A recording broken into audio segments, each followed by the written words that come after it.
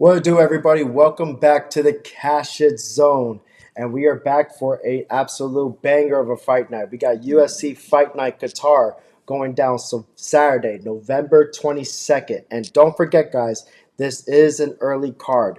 Prelims start at 10 a.m. Eastern, and as well, the main card starting at 1 p.m. Eastern. For the main event, we got Rank 1, Amon Tsarukyan versus Rank 6, Dan Hooker. And as well for the co-main event, we got Rank 2, Bilal Muhammad versus Rank 6, Dan Hooker. We just came up. Our picks for UFC 322 were kind of good. We snapped on those. So I'm happy to go into this card, ready to make some money. We got to close out the year of 2025 strong. So let's get it. I am here with my co-host, as usual, the one and only D. Will. Let's go. What's good, Drop Zone? What's good, bro? Yeah, How you man. feeling? Good, man. We got an early card this week. I'm not gonna lie, I'm not mad at it. I don't mind an early card every now and then. Yeah. Predictions have been solid for real the past couple cards, so I'm not mad at it at all. I got to get my bets a little bit more locked in, but yeah, looking forward to this card, man. Let's get to it. Let's Let's get go. it, bro. The picks have been looking good, so we can't complain about that at all. We've been looking good on the picks, and I think we've been helping a lot of people out. And as well, since it's an early card, hey, when the card's done, you can enjoy your Saturday night. Yeah, exactly. Let's get it. Let's get it. We're gonna go right into it for the first fight of the Yeah. prelim. For the first fight of the prelims, we got no face, no case. Marek Bujlo, Buhulo. Yeah, Marek Bulio. Marek Bujlo versus Denzel Oh, Freeman. Let's go. Both these fighters are making their UFC debut. All right, we got a Polish grappler going against American wrestler, both with 6 pro wins. Bujo, how you say his name again? Bujo? Marek Bulio. Bujo. Okay, Bujo is undefeated, but his wins to me have come across against fighters that with not really good records, not really good opponents. I've been checking them out. I saw a little bit of tape on him, and honestly, I'm just not too impressed with the Polish fighter. And and this is a very tricky fight to guess, but if I had to pick in these two UFC debuts, because like who the fuck are they? It's a hard pick, but for me in this one, make it quick and easy. I'm gonna go with Freeman. He has the heavier hands and has more experience, so I'm gonna take his money line at -200 and KO plus 125. Hopefully, you can give us more take on these two fighters. Let's go. Let's go, man. Excuse me. I'm on the same side as you, bro. I'm on Freeman. Did a little digging. I had no idea who these guys were. I'm assuming most of us didn't. Um, Bulio basically like he's undefeated, but he's faced literal trash cans. He just likes to bully people up against the cage, take them down, get ground and pound. Honestly, not Okay. that impressive. Denzel Freeman, like you said, he has heavy hands and he has really good head kicks too. I'm telling you, I was watching tape on him. Really fast head kicks too. Good wrestling. Faced a better competition. So yeah, it should be Denzel Freeman. I like him to win by knockout. I don't have odds out on the fight yet, surprisingly, but actually on Mhm. the first two, and I think on the Saigid fight, I still don't have it. Have odds out, but or prop odds anyway. But yeah, give me Freeman by knockout. Yeah, the situation with these prospects and debuts, the bookmakers do take kind of long to give us the props and odds because they're still trying to figure out how these two work. So hopefully, but I got most of mine's in, so we'll see. The only ones I don't have right now is Waldo Cortez Yeah, and that's Gaziev because that's brand new. But we'll get into that later. All right, on to the next fight. We got Naruho Aliev versus yeah. Naruho Aliev versus Shamrock. All right, we got another undefeated prospect, Aliev, going against the exciting Shamrock. Aliev is 10-0 with 2 back-to-back wins in the UFC, so he's looked really good. He's an amazing wrestler as well, fluid on the feet, with a sharp jab and as well a sharp right. Only thing with him is that he is not really a finisher. He doesn't have much power in his hits. I think he only has like 2 finishes in his career. Am I correct on that? Might be Dude, like two. Shamrock. Yeah, no, Aliev. Oh yeah, I was like, damn, yeah, Shamrock's got a lot of subs, but Yeah, yeah, yeah, I think he's only got 2 knockouts, I believe. Yeah, yeah. So it's like it's kind of hard to take a guy like that that's not really a finisher going against the exciting finisher that he's going against in this fight. Shamrock has 2 KOs and 8 by sub in his 12-fight career. He's a great kickboxer who knows how to take full advantage of his range and his arms. And I think in his range and his arms and legs. And I think we'll see as well the upset here. As long as takedown defense is on point, I think he could keep Aliev on edge and keep him at a distance. So I'm taking the underdog here. I like this guy. This guy has a kind of a quirky personality. I think the UFC will love him, especially if he gets his first win today. So give me Shenrock money line at plus 225, and as well his inside the distance at plus 425. Damn. Let's go, drop zone. You ain't playing around today, I see. Yeah, no, right away, man, right away. Let's go, man. I like this guy. I like this guy. Let's go. I respect it. Yeah, I'm on the Narolo Aliev side. I think this is a very similar fight for him in his last fight against Joe Selecki, who's a very dangerous BJJ guy himself, good off his back, throws up submissions. Got put in a couple tricky spots, but Aliev was able to handle it, get out of the dangerous situations. He's gonna get the takedowns here, and I just think he's gonna be able to. I think it's gonna be a boring ass fight. I think he's gonna just be controlling on top. Could he potentially get a ground and pound finish? Yes, but I think Shamrock's going to do just enough. He's going to be trying to throw elbows, throw up submissions from his back, but I just think Aliev's going to be able to get the takedowns and make it a boring decision, getting control time. So give me Aliev by decision. Like I said, I do not have odds out for that yet. Okay, bet. All right, on to the next one. We got Ishmael Naurdiev versus Ryan Loder. All right, Ismail Naurdiev is a solid fighter who is well-rounded and as well with strong power and wrestling. Loder, who is more has the more powerful physique and as well a built athlete. He has amazing wrestling with as well powerful hands. Honestly, bro, this was the trickiest fight for me to pick a side on this one. I am so indecisive with this one. This was for sure my hardest pick. I was sitting, looking at these guys, looking at tape, everything, and just honestly, I could not find a pick for this one. So honestly, Yeah. I'm not going for side on this one. The fight's just tricky to me, and at this moment, I just don't have a side. So I think I'm gonna go. I think my bet will be over 2.5 rounds at minus 105. I think there's gonna be a lot of wrestling in this situation. I know Loder got finished in his last fight, so I don't really see that happening again in this one. I think it's just gonna be a lot of clinching, grappling, and as well on this fight being on the ground. So just give me the over 2.5 at minus 105. What you got, D. Will? I feel you, bro. I'm not really interested in this fight. It's hard to make a prediction. Like Ishmael Naurdiev should have the advantage on the feet, but I think Loder has the advantage on the ground. But Naurdiev can wrestle too, and he has some grappling skills as well. I'm really just honestly not impressed with either guy. Like I Me don't either. even want to make a pick, but for a prediction's sake, I'm gonna just take the underdog and Ryan Loder at plus 110 money line. I'm not mad at And that. I was gonna take Loder. I'm not mad at that. yeah, I feel like I'm not gonna lie. There's not a lot of dogs on here that I like per usual, but especially on this card. So now I ain't gonna lie. Last week I've been having a couple dogs the past few weeks though, but Hmm. nah, I don't really want anything to do with this one. I could see it going a multitude of ways for real, but just give me the dog as a pick at plus money in a close fight, which I really have no idea how it's gonna play out. Okay, bet. Sounds good. All right, on to our next one. We got. All right. Banger. Yeah, D. Will, you're gonna have to pronounce this one for me. Go ahead and say What? the names for me. Okay, I got you. Beksat Almakhan versus Alexander Topuria.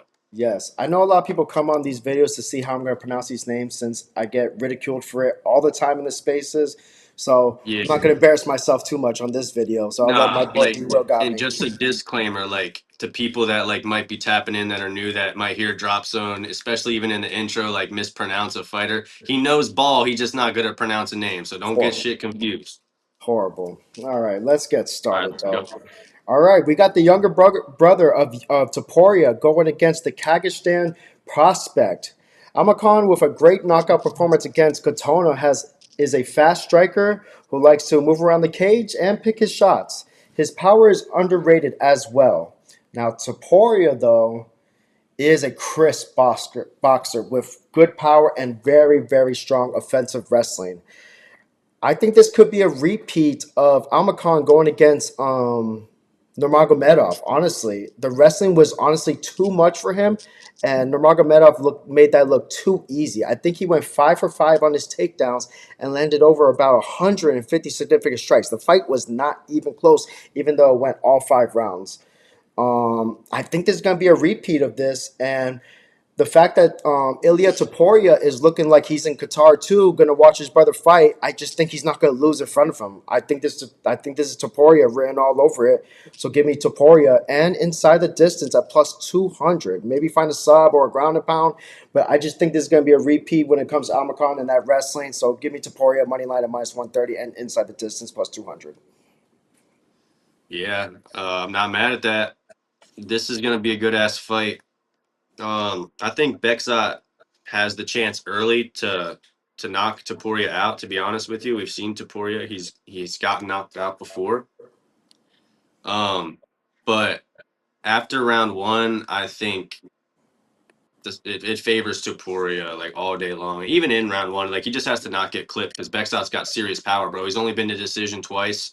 Um, One was with Umar Nurmagomedov, and like he dropped Umar in that fight. So like Topuria's got to be on his P's and Q's, but Topuria, crisp boxing, good head movement, sniper, picks his shots accurately. The only thing that might worry me is a little low volume, but I think he can get the wrestling going in here against Bexad as well. And I'm gonna be honest with you. I know you like him inside the distance. I love for this fight to go long, and it's at plus money. Over 2.5 is +114. Round three to start is -118. And Topuria by decision, I believe, is +310. I love that so much. So let me Not get bad. Topuria in just a close fight where Bexot gets some shots off, but Topuria is able to edge it out, getting the takedowns and control time a little bit. Hmm. Gonna be a good ass fight. Yes. Yeah, give me Topuria by decision.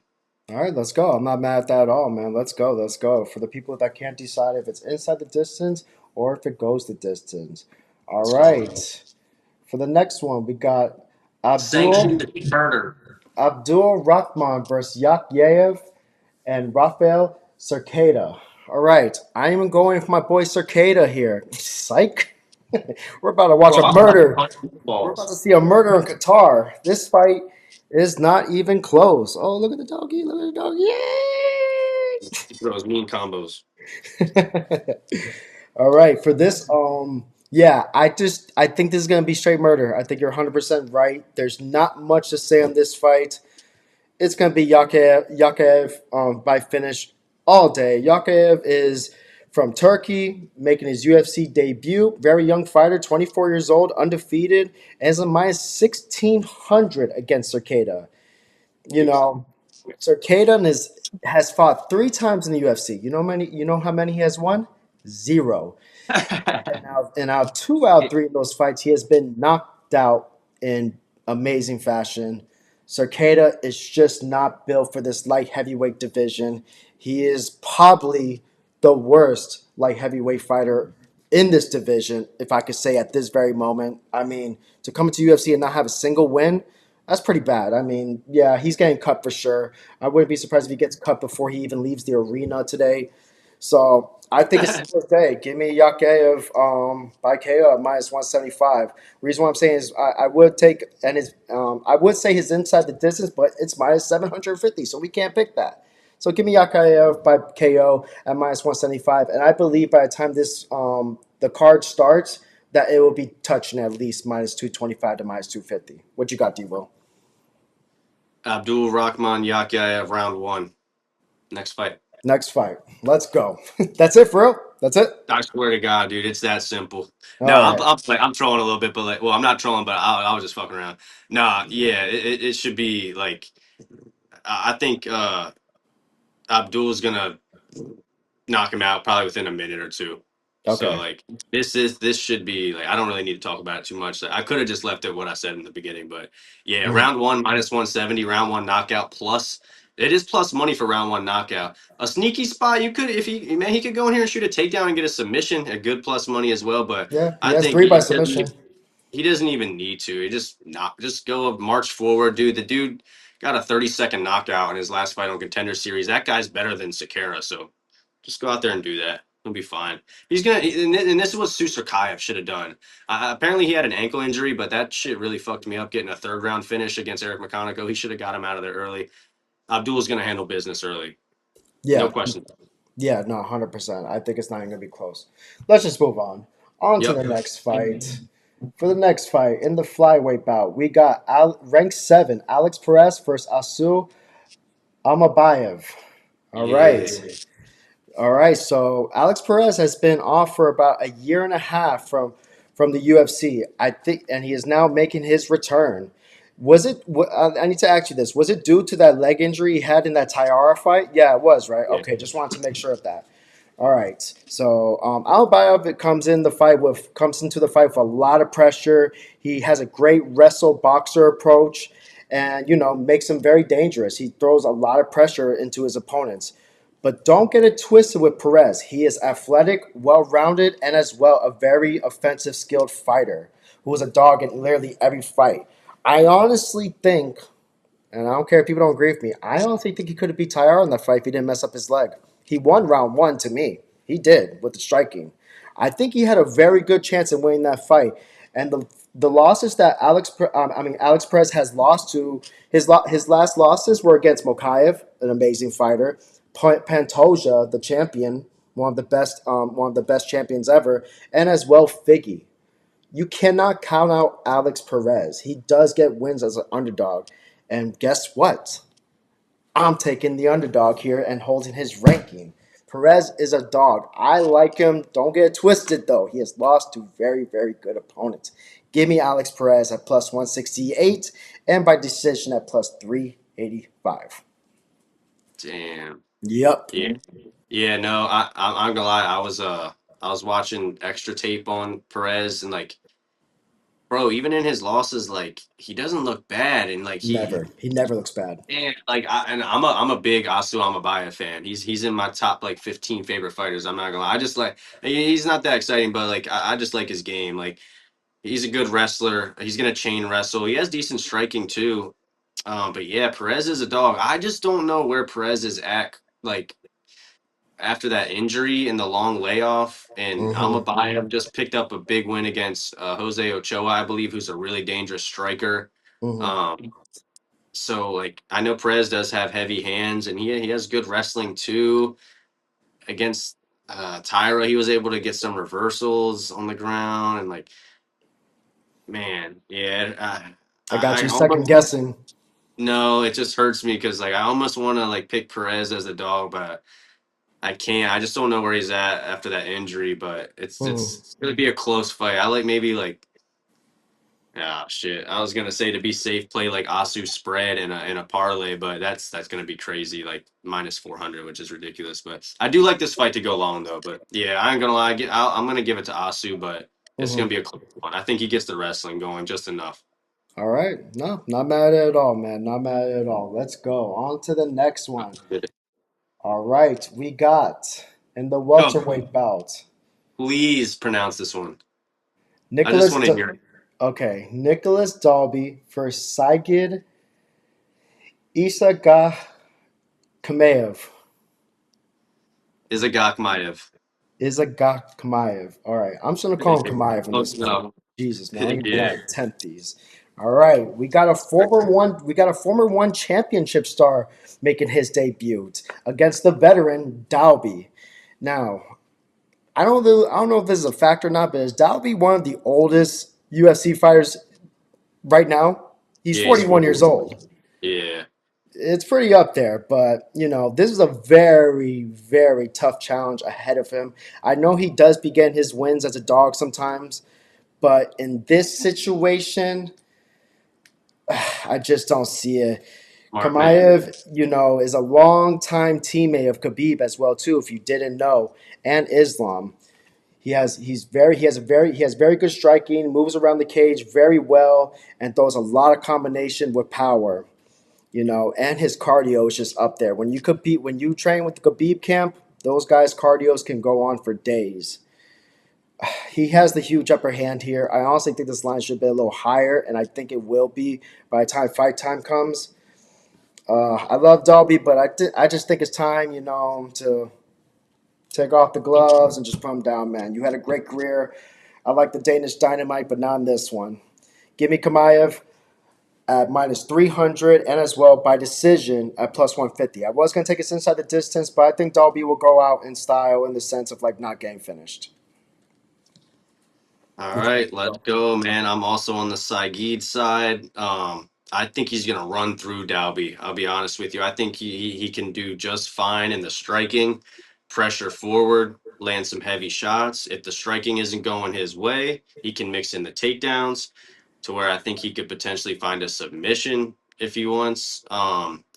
My only concern for him would to be the notorious gas out in round three and Dalby come back like he's done before. Mm-hmm. That's literally got to be your only concern, like playing this guy at minus 400 or whatever he is. Like, Mm-hmm. because aside from that, he should run through Dalby, even with the layoff. So yeah, give me Saigid by. I'd take him by finish. To be honest, I don't have odds out for that one, but I think he Mm-hmm. gets a finish. Okay, yeah, not mad at that at all, man. I was thinking the finish side, but his decision odds were a little too low, and I think that was for a reason, but we'll see. All Yeah, right, let's go. Last fight of the prelims in the featherweight bout. We got Bogdan Grad versus Luke Riley. All right. yeah. All right, in this situation, we got the undefeated Cage Warriors fighter, Riley, making his UFC debut. A lot of UFC debuts on this card, man. Pretty excited, man. We're about to see some new fighters. This is definitely a card, if you're not aware of the UFC, to watch so you can get to know these fighters and know how they will play in their future fights. So this is a very good card to watch for when it comes to these prospects. Um, Bogdan Grad is a two-time winner of the Dana White Contender Series, so he's a little bit of a veteran when it comes to these prospects.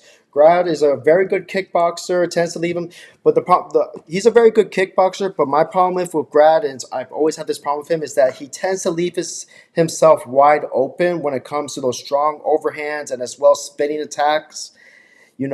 Riley, who is 11-0, and 8 of them have come by KO. He's very disciplined in the striking as well, technical, and as well. I just think he's gonna find that counter shot on him and lead and get the easy KO on him. I think I could see Grad getting maybe like a spinning kick in or a strong overhand, and then bam, Luke Riley catches him. Um, Yeah. Luke Riley is also the training partner of Paddy Pimblett, and their fighting style and characteristics wise is kind of the same. So I like Luke Riley in this situation. I think this is meant for him to win, and he keeps his undefeated streak going. Give me Riley minus 285 and by KO at plus 125. What you got, D Will? Let's go. I'm with you 100%. I'm so glad you did not pick Bogdan Grad as the No, underdog, bro. I was stressing. no. Excuse me. By the way, I've had a couple beverages now. Come on now. Hard to break Let's go. down. Let's go. Let's go. Yeah, facts. Early morning shit. Come on now. I gotta lock in. Yeah, nah. But I liked Luke Riley striking a lot. Grad's there to be hit. The thing that might worry me in this fight if Grad goes like wrestle heavy approach because he can get takedowns and Riley can get taken down, but Riley has a really good get up game. Like he'll always get back to his feet and his power carries all 3 rounds, which is Hmm. something I noticed and which is really impressive. And we saw Grad get knocked out in his first stint in the Contender Series by Tom Nolan in round one by a left Hmm. hook that really wasn't even that like crazy, and he got put out like cold almost. So I really liked Riley to get a knockout in this spot. My favorite position on this fight is fight to not go the distance. It's like minus 144, but like I'll take Luke Riley by knockout at plus 150. I think both guys could get a finish, but I lean heavily on the Riley side. If Riley gasses out or he were to get controlled on the ground, Grad could maybe get a ground and pound or a submission. But Yeah. aside from that, I think it's all day Riley on the feet, and I think he gets a knockout in his debut and makes a statement. Yeah. Let's go. Let's go. I'm excited for this one. This might be a banger. Facts. It's gonna be facts. It's gonna be a violent ass fight. All right. We are on to the main card. And we got absolute bangers on this one, Let's go.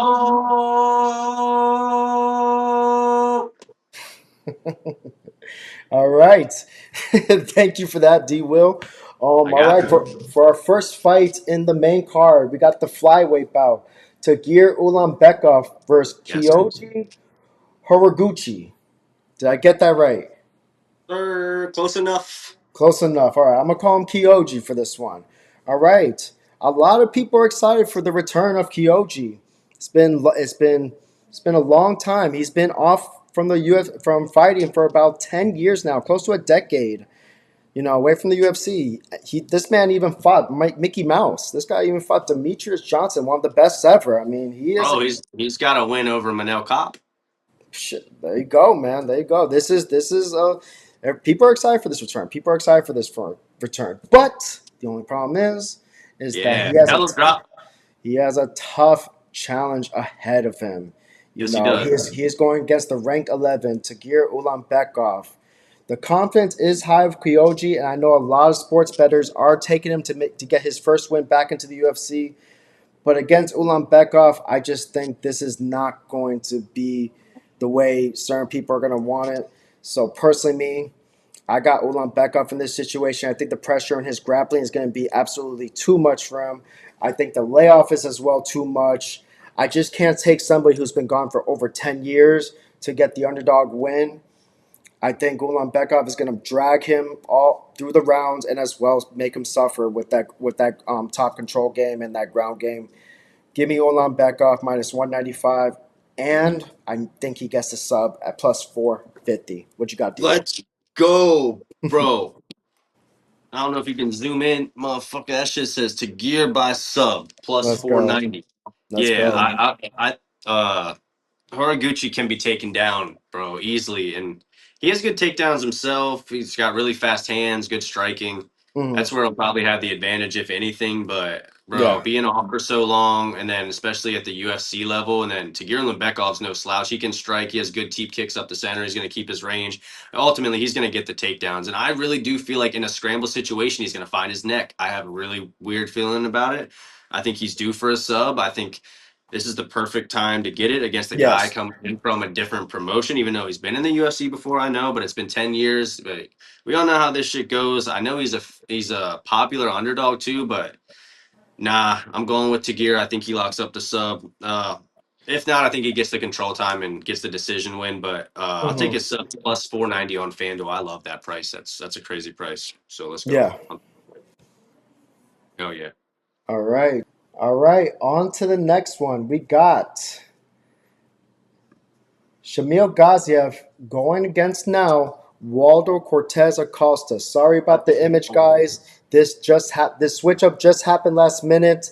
Sergey Spivak withdrew from his fight, so Waldo Cortez Acosta will be coming in to fight Gaziev on basically 3 days' notice. He's ranked 6. He just got a win in his last fight, an impressive style.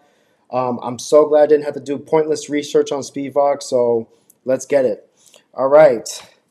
Cortez. Now, I'm taking Cortez in this fight. He has looked amazing. He has looked great.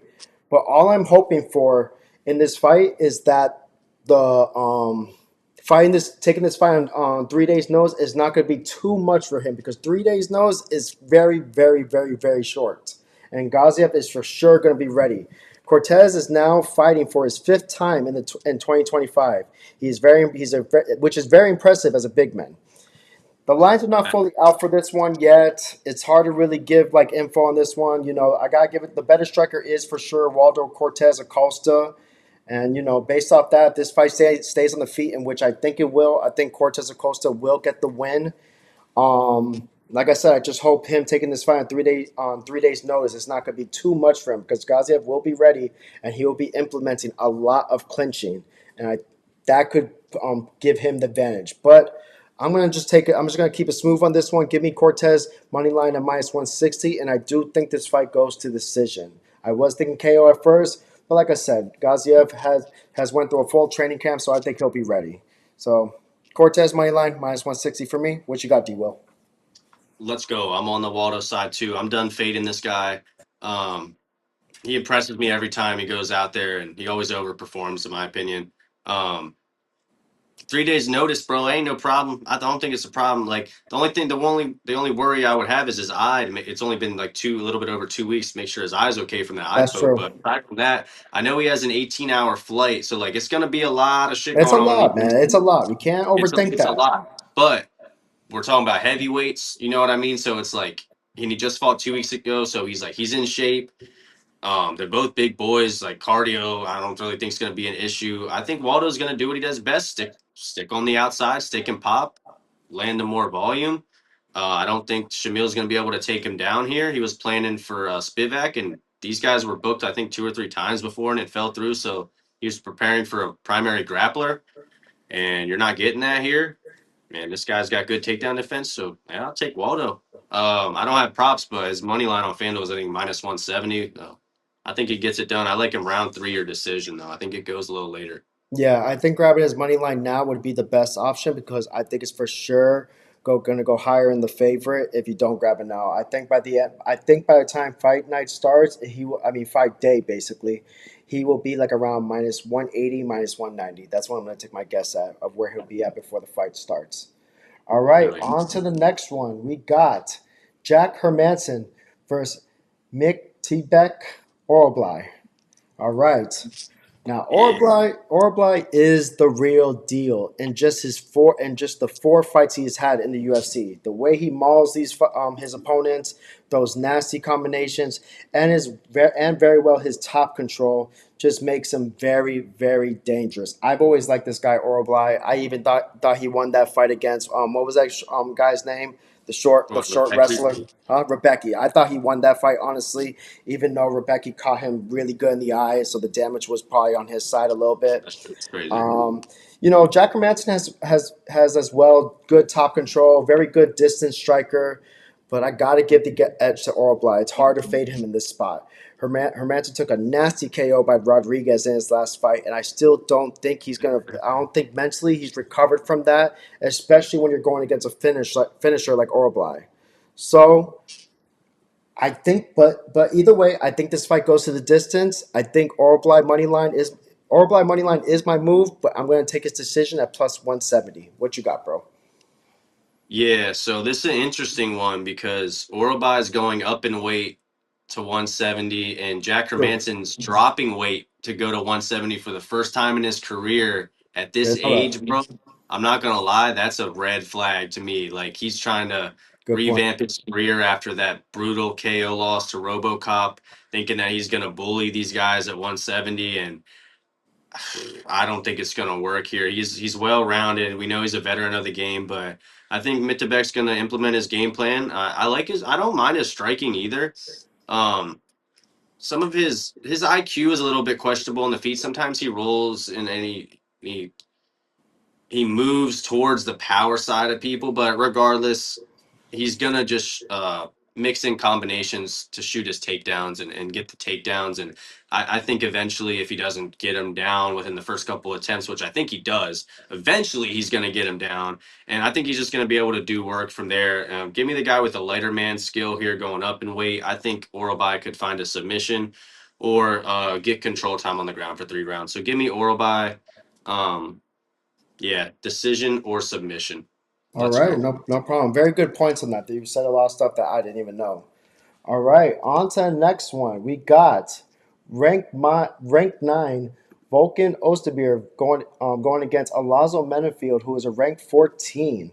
Now, Oezdemir is a very good kickboxer and as well has very good clubbing power, especially specifically when he gets his opponent very in close range. He has gotten a lot of his knockouts like that. But Menifield's key to victory to me would be to keep the distance for sure and pick his shots. But I was impressed with Ozdemir in his 3 round fight against um, Carlos Olberg, Goldberger? and it shows that maybe his endurance has well gone better too. Maybe his chin as well too. Because I thought for sure Olberg was going to knock him out in that fight, and he didn't. He went all 3 rounds of him. But you Yeah. can't take away as well how good Menifield has been lately. He's been on the rise. He has taken out 2 very good prospects. He took out Walker and Sai. So it's hard to go against somebody who's got the momentum on his side. I think I'm going to go the underdog here on this one. Give me Menifield Fuck no. Menifield money line at +190, and I think he gets it by fashion at KO +500. Bullshit. I gotta take the momentum side here. What you got, D Will? No bullshit. This is horse shit. Yeah. I like Volkan Uzdemir in this fight. I think this is like big bounce back spot for him. Like Alonzo Menifield, not impressive to me at all. The split decision win over Walker, not impressive.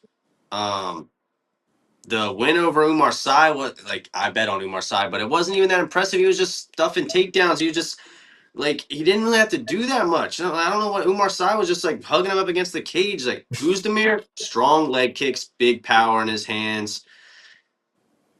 Faced overall the better competition. I know Alonzo's been around for a while as well. They're both old guys, but I don't know. I think Menifield's gonna get knocked out in the first round.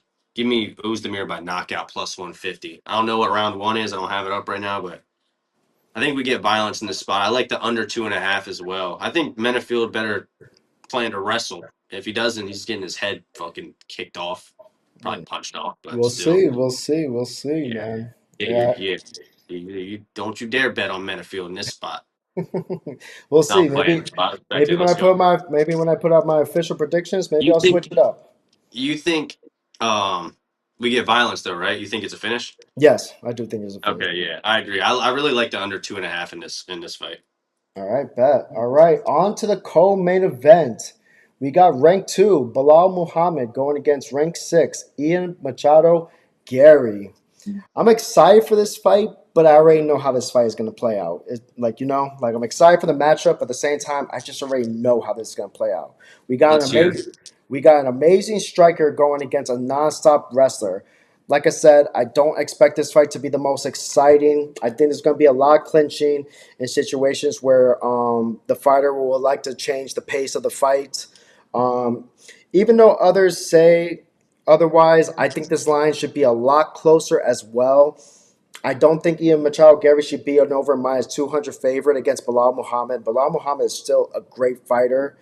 Um, the gas tank will play a key factor in this fight as well too, and we've seen Ian Machado Garry kind of slow down towards the end of the rounds. And personally, Bullshit. I That's already know you're gonna get bullshit. mad, but I That's a think the bullshit statement. I think how is that a bullshit statement? Fuck. That ain't no bullshit When statement. the fuck is he gonna slow down a 3 round fight? Get your ass out of Hey, here. if a lot of wrestling initiates, yeah, he will get tired. Shit. But yeah, I think the forward pressure is going to be too much for Ian Machado Garry. Even though I like him, I like Bilal Muhammad to bounce back after that loss against JDM. No, Give me Bilal Muhammad money line and as well by decision at plus 310. What you that's got, bro? disgusting. That's that's disgusting. Yeah, No, it's not Machado. disgusting. Stop it. No, it's disgusting. Nah. Ian Garrett, Ian Gary, second most confident pick this week. Shavkat went 2 for 10 on takedowns against Gary. Gary even was able to get a reversal in that. Almost had him submitted. Bilal, like we see the difference in wrestling when we saw Islam wrestle JDM and Bilal wrestle JDM. I know Bilal's a good wrestler. It worked on Leon. It worked on a lot of guys. He was able to get a knockout over Sean Brady, but uh, McGarry, bro, he's gonna have the height and reach. He's so fast, so elusive. He's gonna pick his shots from the outside. He has good takedown defense, good reversals. He trains to shoot to box. Like he knows what Bilal's gonna do.